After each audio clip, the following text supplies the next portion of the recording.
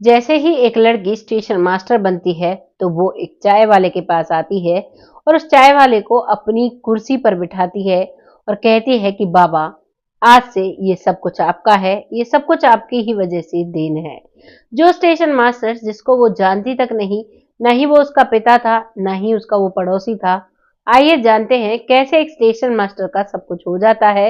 एक लड़की कैसे इतना आभार व्यक्त करती है, कैसे एक स्टेशन मास्टर बदलता है एक लड़की की किस्मत और उसे बना देता है एक सरकारी अधिकारी जो कि ट्रेन में स्टेशन मास्टर होता है। ये कहानी शुरू होती है केरल से। केरल में एक परिवार है जिस परिवार का जो मुखिया है वो एक कंपनी में दिन रात की नौकरी करता है। कभी उसकी नाइट शिफ्ट आ जाती तो कभी डे शिफ्ट आ जाया करती। उसकी ही एक बेटी होती है जिसका नाम है कविता। कविता जो कि पढ़ने लिखने में बहुत होशियार है। वो अपने पिता से कहती है कि पापा, मैं इतना पढ़ लिख कर इतना बड़ा बनूंगी कि मैं तुम्हारी नौकरी छुड़वाऊंगी और तुम घर पर रहोगे और मैं कमाऊंगी, तब तुम आराम से रहोगे। इधर जो उसका पिता होता है उसका एक दोस्त है जिसका बेटा है एक सोनू, जो भी कविता के साथ पढ़ा करता है लेकिन वो पढ़ने में इतना होशियार नहीं है। दोनों दोस्त नौकरी साथ साथ उसी कंपनी में किया करते हैं जो कि एक प्राइवेट कंपनी होती है और घर का खर्च वैसे ही बहुत आराम से चलता रहता है। इधर जो लड़की कविता है वो पढ़ने लिखने में काफी अच्छी होती है और जब वो पढ़ाई लिखाई करती है और 12वीं पास कर लेती है तो 12वीं के बाद ही उसका पिता कहता है कि बेटा, तुम्हें अब शादी करनी होगी। तभी वो लड़की कहती है कि पापा, मेरी जिंदगी बर्बाद मत करो, मुझे पढ़ाई करनी है, कोई मुझे पढ़ने नहीं देगा आगे। जब तक मेरी पढ़ाई कंप्लीट नहीं होती और कोई सरकारी नौकरी मुझे नहीं मिलती तब तक मैं शादी नहीं करूंगी। तभी उसका पिता कहता है कि बेटा, हम तुम्हारी शादी ऐसे लड़के से करेंगे जो लड़का तुम्हें आगे पढ़ाएगा, कभी भी तुम्हारी पढ़ाई में बाधा नहीं बनेगा। अब वो लड़की मान जाती है और अब कविता का पिता लड़का ढूंढने लगता है। इस बात की पता जब सोनू को लगता है तो सोनू अपने पिता से बात करता है और अपने पिता से कहता है कि पापा, मैं कविता से बहुत समय से प्यार किया करता हूँ और उसका पिता उसके लिए लड़का ढूंढ रहा है, तो आप मेरे लिए बात करिए।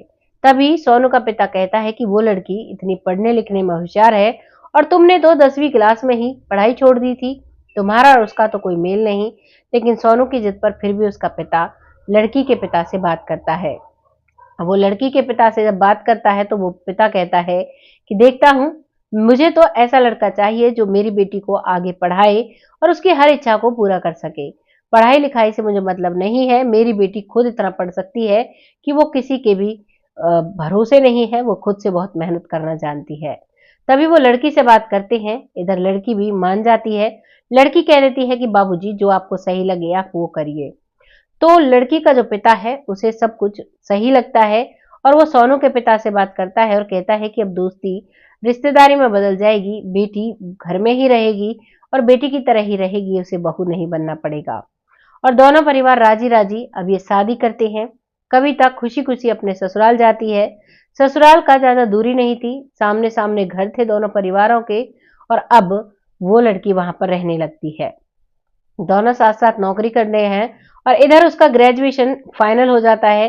ग्रेजुएशन का फाइनल ईयर का लास्ट एग्जाम जब उसका होता है तो वो एग्जाम के लिए तैयारी कर रही थी। इधर जिस कंपनी में उसका पिता लगा हुआ था उस कंपनी से टूर के लिए ऑफर मिलता है और एक बस में उस टूर में जो सोनू है वो भी, उसके मम्मी पापा भी, कविता के मम्मी पापा को भी ऑफर मिलता है।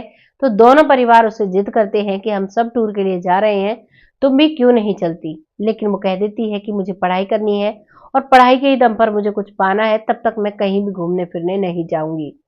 सबकी जिद करने पर भी वो मना कर देती है। अब पूरा परिवार घूमने चला जाता है। इधर वो अपने पेपर की तैयारी करती रहती है। लास्ट पेपर उसका जब होता है उसके बाद ही उसे खबर मिलती है कि जो टूर पर जो बस गई थी उस बस का एक्सीडेंट हो गया है और उसके परिवार के सभी लोग इस दुनिया से जा चुके हैं। ये धक्का कविता के लिए बहुत बड़ा और बहुत गहरा था। अब वो दिन रात रोती रहती, अपने घर को नहीं देखती है, ना ही अपने शरीर को देखती है, पागलों की तरह घर में पड़ी रहती और अपने मम्मी पापा और अपने पति को याद किया करती, क्योंकि उसे जीवन में जो करना था उसे अपने पिता की नौकरी छुड़वानी थी और खुद को नौकरी करनी थी और उसी से अपने पिता को रखना था बड़ी ठाट बाट से, यही उसका सपना था। लेकिन जब पिता ही नहीं रहा तो सपना कहां से रह गया। इसीलिए अब वो ठान लेती है कि मुझे भी इस दुनिया में नहीं जीना और वो अपने आप को खत्म करने के लिए एक रेलवे स्टेशन पर चली जाती है और वहां पर ट्रेन का इंतजार करती है। इधर यहाँ पर एक चाय वाला व्यक्ति चाय बना रहा था। वो उस लड़की को देखकर उसकी मंशा समझ जाता है, क्योंकि वो लगभग 10-12 साल से चाय बना रहा था और चाय बनाते बनाते वो लोगों को देखता था। उसे अंदाजा लग गया था कौन व्यक्ति किस मंशा से यहाँ पर खड़ा है। और जब उस लड़की को वो देखता है तो जैसे ही ट्रेन आती है और वो ट्रेन के आगे कूदना चाहती है तो उसी दौर पर वो उसे जाकर बचा लेता है।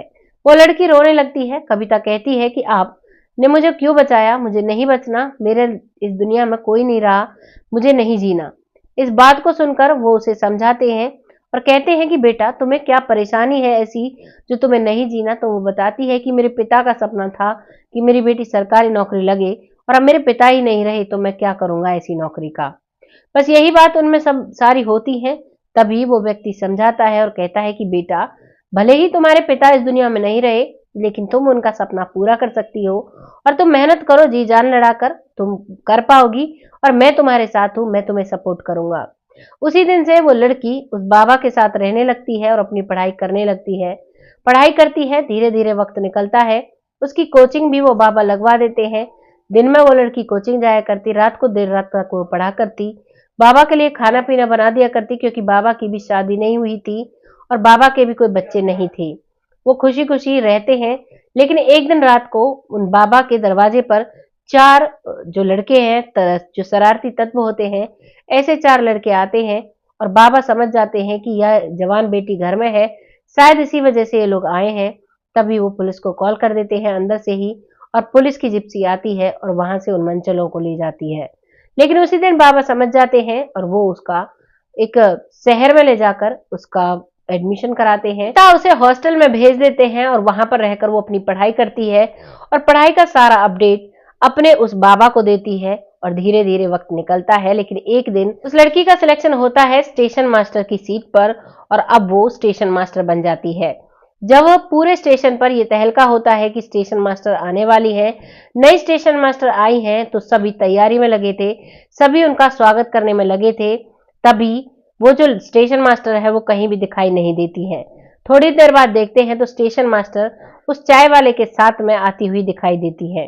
सभी देखकर बहुत अचंभित थे, लेकिन स्टेशन मास्टर चाय वाले बाबा को लेकर जाती हैं और उन्हें लेकर सीधे अपनी सीट पर बिठा देती है और कहती हैं कि बाबा इसके हकदार आप हो, आप ही की वजह से आज मुझे ये पोस्ट मिली है और आप ही की वजह से मैं इतनी बड़ी बन पाई हूं, नहीं तो शायद मैं इस दुनिया में नहीं होती। जब इस कहानी को सभी लोग वहां पर जो थे, वो कभी कई रेलवे अधिकारी भी थे, कई रेलवे कर्मचारी थे, वो सभी जान जाते हैं कि इस बुजुर्ग व्यक्ति ने इस लड़की की मदद की है, तभी ये स्टेशन मास्टर बन पाई है। तो सभी क्लैपिंग करने लगते हैं उस बुजुर्ग बाबा के लिए। तभी वो कहती है कि बाबा अब आपको मेरे साथ रहना होगा। तभी स्टेशन मास्टर बताता है कि बेटा मेरी तो गांव में बहुत सारी जमीन पड़ी है, उसी के बल पर मैंने तुम्हें पढ़ाया है। यहाँ तो मैं लोगों को देखता रहता हूँ, इसीलिए मैं अपने शौक से लोगों को चाय बनाकर पिलाता हूँ। यहाँ मैं किसी मजबूरी में चाय नहीं बनाता, यहाँ मेरा बहुत अच्छा वक्त कट जाता है, इसीलिए मैं यहाँ पर चाय बनाता हूँ। गांव में बहुत सारी जमीन है, उसी से मेरा गुजारा हो जाएगा, तुम अपनी जिंदगी को अच्छे से जियो। लेकिन वो लड़की कविता मना कर देती है और कहती है चाहे कुछ भी हो आप मेरे साथ रहोगे और मैं आप में अपना पिता देखती हूँ और इसीलिए मुझे अब जो मुझे अपने पिता के साथ सपने पूरे करने थे वो मुझे आपके साथ पूरे करने हैं। अब लगातार कविता अपनी नौकरी करने लगती है और इधर वो पिता घर पर रहने लगता है और खुशी खुशी टाइम निकलता है। अब वो पिता कहता है कि बेटा अब तुम्हें शादी कर लेनी चाहिए, तुम्हारी उम्र हो चुकी है। और क्योंकि उसका पहले भी शादी हो चुकी थी तो अब उसी बेहद पर वो पिता लड़का ढूंढते हैं और फिर उसी से उसकी शादी करते हैं। बहुत खुशी खुशी वो अपने दूसरे पति के साथ रहती है और अपने जीवन में आगे बढ़ जाती है। इस तरीके से वो अपने जीवन के संघर्ष को जीती है। यह थी कहानी एक परिवार की जो पूरा खत्म हो जाता है। लड़की भी मौत के मुंह से वापस आती है, लेकिन एक इंसान की मोटिवेशनल भरी बातों ने उसे जीने पर मजबूर कर दिया और आज इतना बड़ा व्यक्ति बना दिया। आपको इस कहानी को सुनकर कैसा लगा है अपनी राय कमेंट बॉक्स में लिखिएगा, लोगों के साथ शेयर करिएगा। बहुत जल्द फिर से आती हूँ ऐसी ही किसी कहानी के साथ, तब तक के लिए जय हिंद जय भारत।